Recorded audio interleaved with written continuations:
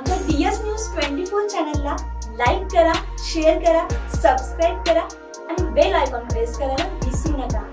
नमस्कार, मी अश्विनी पुरी, DS news 24 मध्ये आपल्या सर्वांचं स्वागत। बघणार आहोत बातमीचा सविस्तर आढावा। मान्सून बाबत भारतीय हवामान खात्याने मोठी अपडेट दिली आहे। हवेच्या दाबाची स्थिती अनुकूल नसल्यामुळे मोसमी वाऱ्यांचा वेग मंदावला आहे। परिणामी पुढील 5 दिवस राज्यातील काही भागामध्ये पावसाचा खंड राहण्याची शक्यता आहे। 20 जून नंतरच पावसाचा जोर वाढेल असंही हवामान खात्याने स्पष्ट केलंय।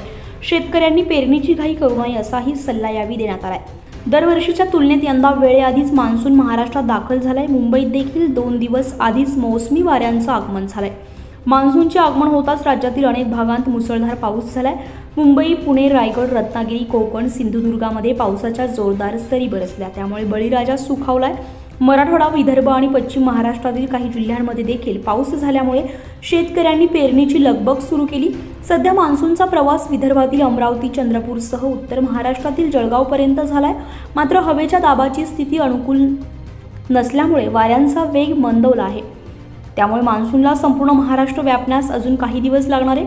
हवामान तज्ज्ञांच्या अंदाजानुसार पुढील 5 दिवस राज्यातील काही जिल्ह्यांमध्ये पावसाचा खंड पडू शकतो।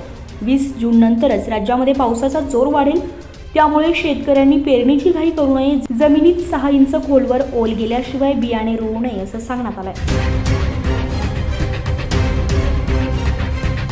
डीएस न्यूज 24 साठी अश्विनी पुरी, पुणे।